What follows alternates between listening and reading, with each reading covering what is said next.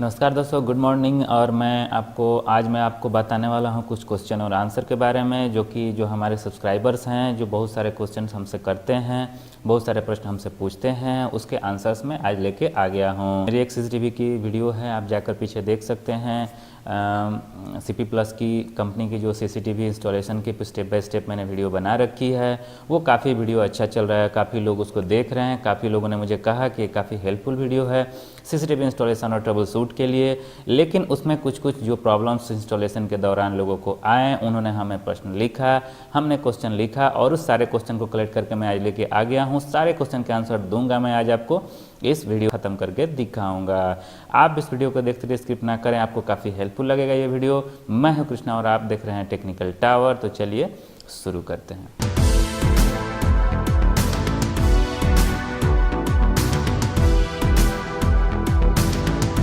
तो जो हमारे सब्सक्राइबर हैं, वो जो हमको क्वेश्चन लिखते हैं, प्रश्न लिखते हैं पूछने के लिए, और कमेंट सेक्शन में वो डालते हैं कि मुझे क्या करना चाहिए इस प्रॉब्लम को समाधान के लिए।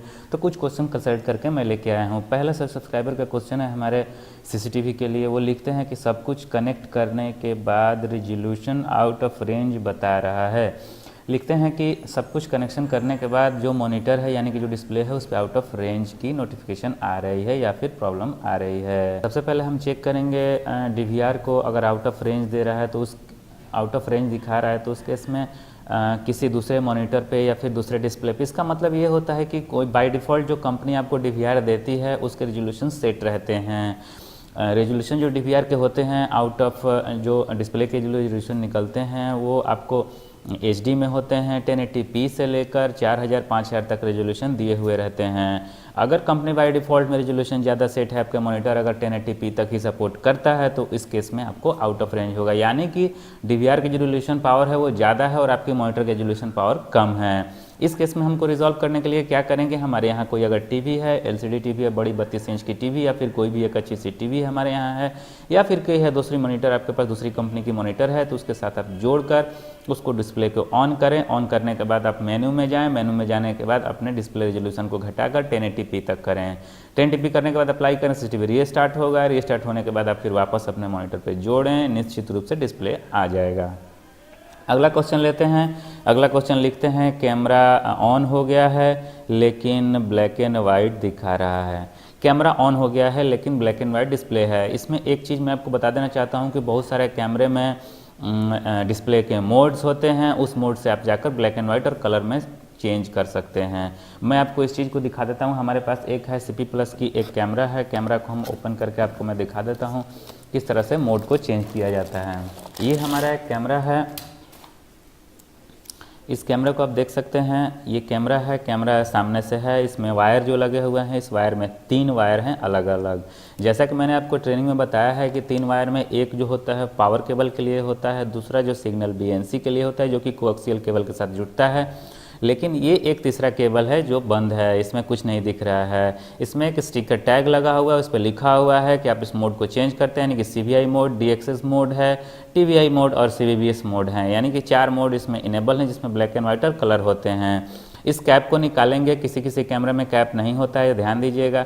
आप इस कैप को निकालिए। कैप को निकालने के बाद आप देखिए ध्यान से, इस पे इस तरह के आपको बटन मिलेंगे। इस अंदर के जो बटन को हम लोग 5 सेकंड तक इस तरह से प्रेस करके रखेंगे। 5 सेकंड तक प्रेस करने के बाद जैसे ही आप इसको छोड़ते हैं, आपके डिस्प्ले में कलर डिस्प्ले आ जाएगा। अगर कलर होगा तो ब्लैक एंड वाइट में कन्वर्ट हो जाएगा। ये मोड चेंज करने का तीसरा एक बटन होता है, जिससे आप ब्लैक एंड वाइट मोड से कलर मोड ला सकते हैं। तीसरा क्वेश्चन है हमारे पास। लिखते हैं हमारे सब्सक्राइबर, ऑनलाइन कैसे करें सीसीटीवी को। सीसीटीवी को ऑनलाइन करने के लिए सबसे पहले मैं आपको बता देना चाहता हूं कि आपको सीसीटीवी में ऑनलाइन होने की फैसिलिटी होनी चाहिए। यानी कि अगर आपको नए मॉडल हैं, कोई भी सीसीटीवी है, HK विजन है, या फिर आपको सीपी प्लस है, या सैमसंग है, या कोई भी बड़ी ब्रांड कंपनी है, तो आपको ऑनलाइन करने के लिए आपको क्लाउड ID प्रोवाइड करती है। आप मेनू सेक्शन में जाएं, ओपन करें सीसीटीवी की DVR के मेनू में जाएं, नेटवर्क में जाएं, और वहां पे आपको जाने के बाद दिखेगा ऑनलाइन मोड। ऑनलाइन मोड के लिए आपको वहां पे QR कोड रहता है। लगभग सारे कंपनी में आपको ये QR कोड मिल जाते हैं। उसमें 2-3 QR कोड होते हैं। उस 3 QR कोड में एक होता है QR कोड, जो कि अगर आप मैक सॉफ्टवेयर इस्तेमाल करें, यानी कि अगर एप्पल का आप मोबाइल इस्तेमाल करते हैं, तो उस केस में आपको ऐप को इंस्टॉल करने के लिए QR कोड को स्कैन करें, आपको ऐप इंस्टॉल हो जाएगा। अगर आप एंड्रॉयड वर्जन पे इस्तेमाल करते हैं, अपने मोबाइल पे एंड्रॉयड पे इंस्टॉल करना चाहते हैं, तो उसके लिए आपको QR कोड मिलेगा, QR कोड को स्कैन करें और एंड्रॉयड वर्जन में आप ऐप को इस्तेमाल कर सकते हैं। इसके अलावा एक तीसरा कोड होता है जो कि क्लाउड ID होता है। अगर आप ऐप इंस्टॉल कर लिए हैं तो आप ऐप इंस्टॉल करने के बाद ऐड डिवाइस में जाएं। ऐड डिवाइस में जाने के बाद आप उस में जैसे ऐड डिवाइस करेंगे तो वहाँ पे QR कोड स्कैन करने का ऑप्शन आएगा। आप जैसे QR कोड पे स्कैन करते हैं आपका कैमरा ऑन होगा और कैमरा ऑन होने के बाद आप उस क्लाउड ID को स्कैन करें। क्लाउड ID को स्कैन करने के बाद आपको जो क्लाउड ID मिलेगा उसको आप कॉन्फ़िगर करें।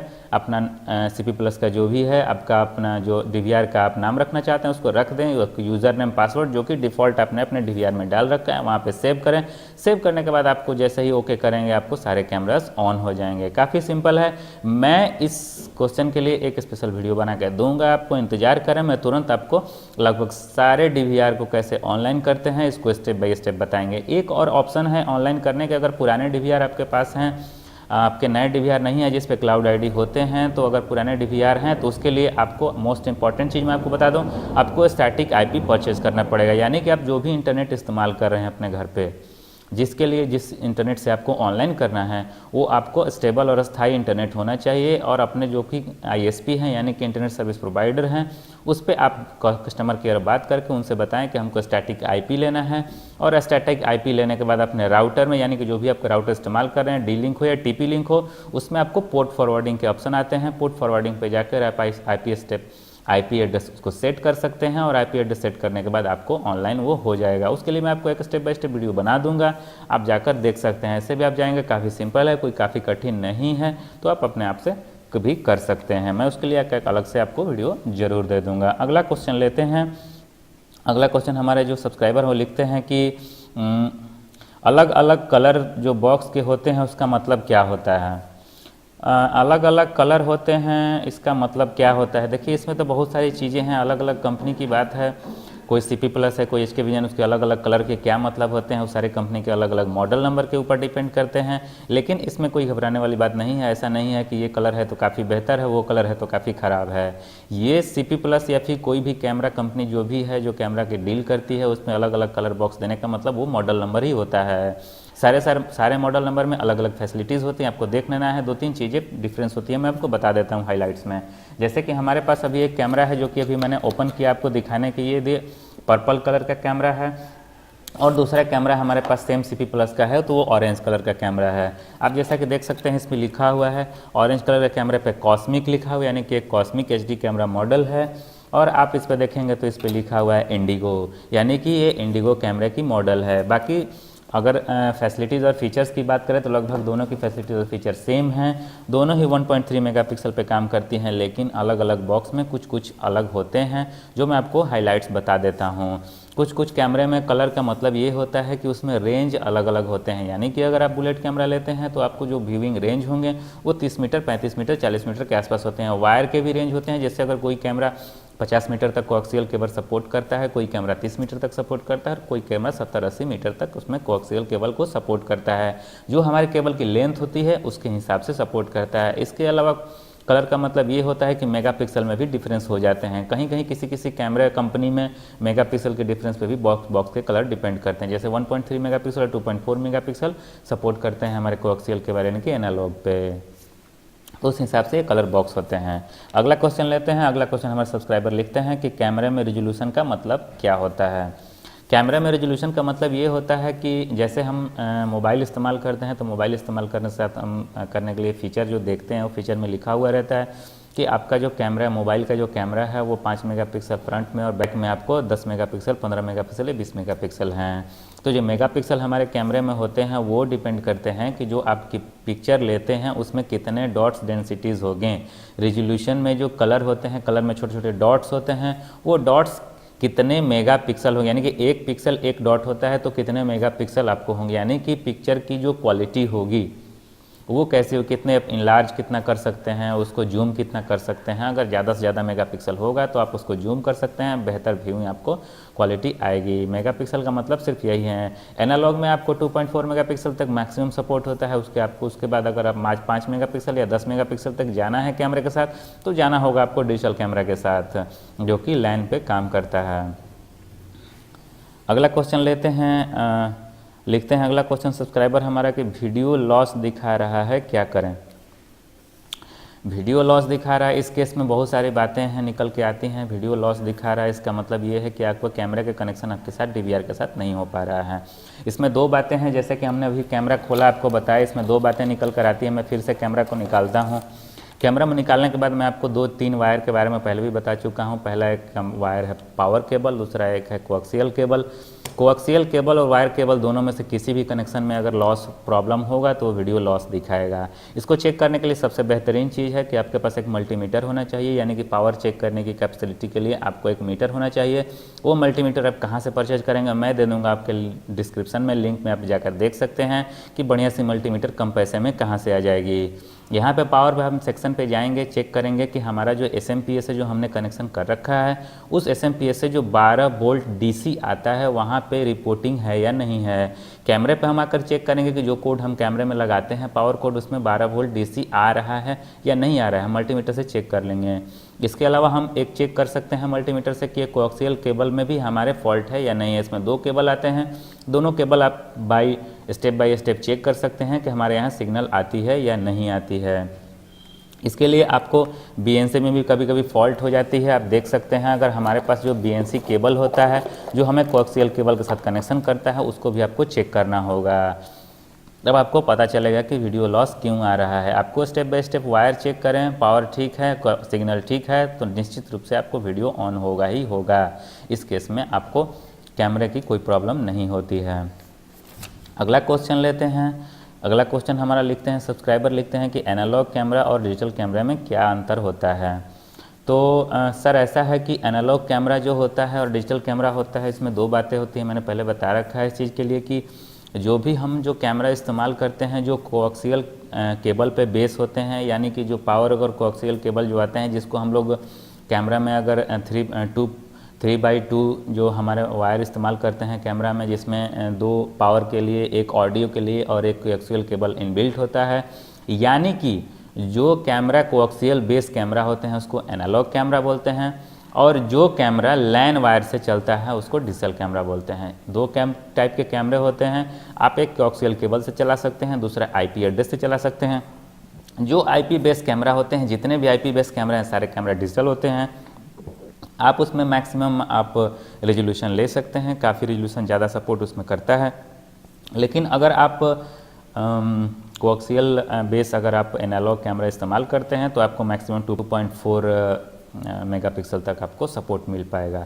यानी कि जो कैमरा एनालॉग होता है वो कोएक्सियल केबल पे चलते हैं, जो भी IP बेस कैमरे होते हैं सारे डिजिटल कैमरे होते हैं। यही दोनों में डिफरेंस होता है। अगला क्वेश्चन लेते हैं। अगला क्वेश्चन हमारे सब्सक्राइबर लिखते हैं कि अलग अलग कंपनी के कैमरे और DVR को चला पाएंगे कि नहीं।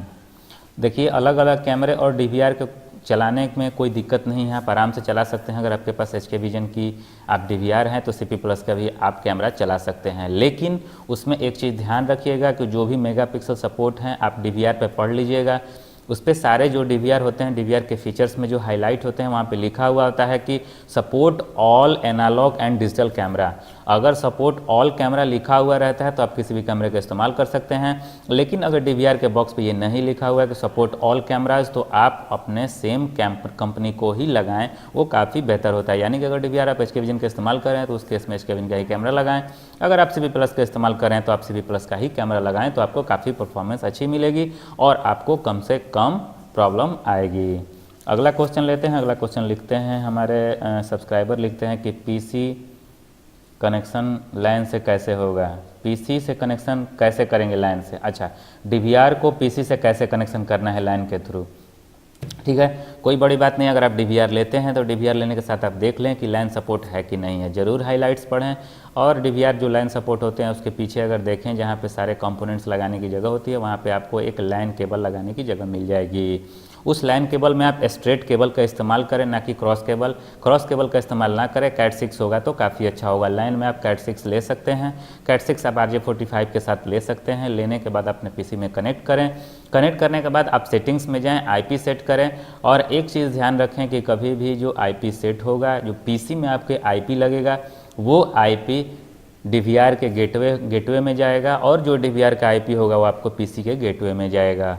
अगर आप गेटवे और IP दोनों बराबर रखते हैं, एक दूसरे के कनेक्शन के लिए रखते हैं, और जैसे ही अप्लाई करेंगे आप कनेक्ट कर पाएंगे। और आप कोई भी एक ब्राउज़र खोलें, अप टू डेट ब्राउज़र होना चाहिए। क्रोम इस्तेमाल करेंगे तो ज़्यादा बेहतर होगा। एग्जाम्पल के तौर पे आप मान लें कि अगर DVR को मैंने एक IP दे दी 192.168.1 मैंने DVR को IP दे दिया, तो आप PC के ब्राउज़र में जाकर, ब्राउज़र में आप एड्रेस बॉक्स में जाकर वहाँ पे 192.168.1.1 जैसे ही लिखकर आप एंटर मारेंगे, आपके PC की गेटवे वहाँ पे आपको DVR का जो है होम पेज आ जाएगा। होम पेज आने के साथ आप ध्यान रखिएगा, ज़रूर यहाँ पे ध्यान देने वाली बात है कि आपको जैसे ही होम पेज आएगा उसके साथ साथ आपको एक पॉपअप मेनू आएगा। पॉपअप मेनू में आपको देगा कि आप एक सॉफ्टवेयर इंस्टॉल करें जो कि DVR की तरफ से आपको मिलेगा। उस सॉफ्टवेयर को जरूर इंस्टॉल करें। सॉफ्टवेयर को इंस्टॉल करने के बाद आप PC ब्राउज़र को फिर से रीस्टार्ट करें, बंद करें, चालू करें, और फिर से IP डालें। और IP डालने के बाद आप यूज़र ID पासवर्ड मांगेगा, जो कि user ID password by default जो आपने DVR में सेट कर रखा है, वो यूज़र ID पासवर्ड आप उसमें डालिए। और डालने के बाद जैसे ही लॉगिन कीजिएगा, आप सारे फीचर्स जो DVR पे इस्तेमाल करते हैं वो सारे फीचर्स आपके PC पे निकल के आएंगे। अगला क्वेश्चन लेते हैं। अगला क्वेश्चन हमारे सब्सक्राइबर लिखते हैं कि DVR में वाईफाई नहीं है तो कैसे लगेगा।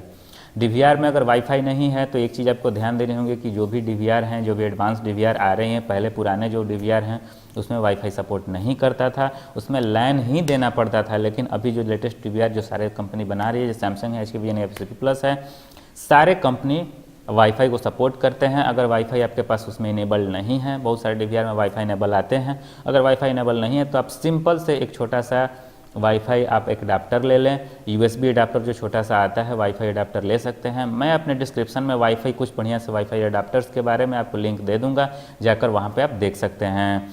आप किसी भी कंपनी का एक छोटा सा वाईफाई अडाप्टर ले लें, 150 Mbps या 300 Mbps के जो सपोर्ट करता हो, और वो आप DVR के USB में लगाएं। USB में लगाने के बाद आप 2 मिनट वेट करें, DVR को रीस्टार्ट करें, और मेन्यू में जाकर आप नेटवर्क सेक्शन में जाकर देखेंगे तो वहाँ आपको वाईफाई दिख जाएंगे।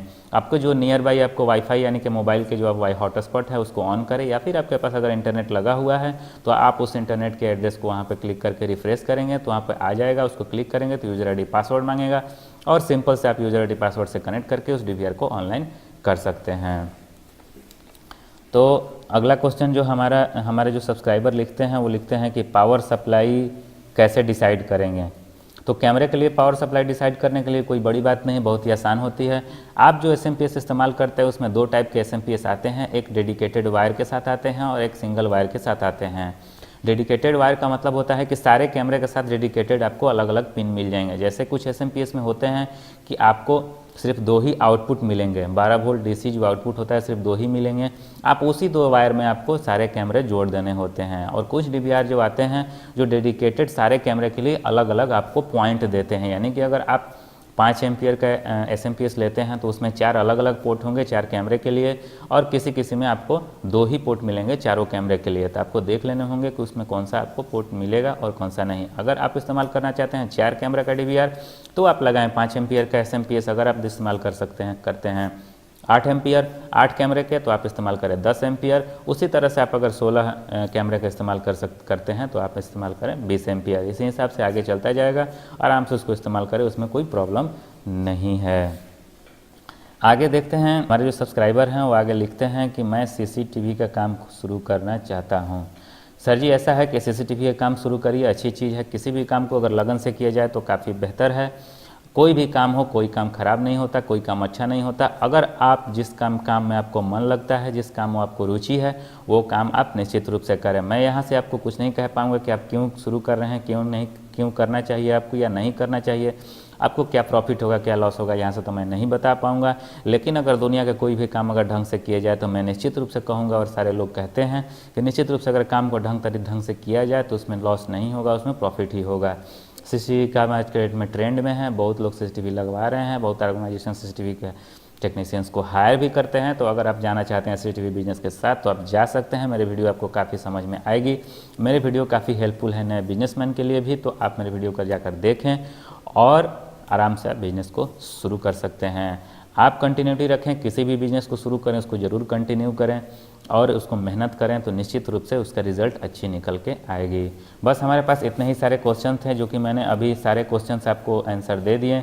अगर आपको किसी क्वेश्चन पे कन्फ्यूजन है तो प्लीज़ मुझे कमेंट सेक्शन में लिखें, मैं आगे भी आपको इसके बारे में बताता रहूँगा। अगर आपको मेरा वीडियो ये पसंद आया है जो कि मैंने क्वेश्चन आंसर किया है, क्वेश्चन के जो भी हमारे पास प्रश्न आए थे उसके आंसर बताएं, स्टेप बाय स्टेप मैंने बताएं। अगर आपको ये वीडियो जरूर पसंद आया होगा, मुझे पूरी उम्मीद है, तो प्लीज़ मेरे वीडियो को सब्सक्राइब करें, शेयर करें, लाइक करें ताकि मुझे इस तरह से सपोर्ट मिलता रहे। मेरे वीडियो को ज़रूर सब्सक्राइब करें। मैं अभी अपने सेटिंग्स में जाके यूट्यूब के जो भी क्रिएटर सेटिंग्स है वहाँ पर जाकर देख रहा था, तो मुझे सब्सक्राइबर्स जो हैं वो मेरे वीडियो को काफ़ी पसंद किया गया है, लेकिन सब्सक्राइबर कुछ कम है, इसलिए आपको सपोर्ट की ज़रूरत है। तो आप ज़रूर मेरे सब्सक्राइबर बटन को क्लिक करें। सब्सक्राइबर बटन के साथ आपको बगल में बेल आइकन भी मिल जाएगा, बेल आइकन को ज़रूर दबाएं ताकि आपको नोटिफिकेशन मेरे सारे वीडियो को मिलती रहे और आप मेरे सारे वीडियो के अपडेट्स देखते रहें, इसलिए बेल आइकन को भी दबाना ज़रूरी है। आज के लिए बस इतना ही। जय हिंद, जय भारत।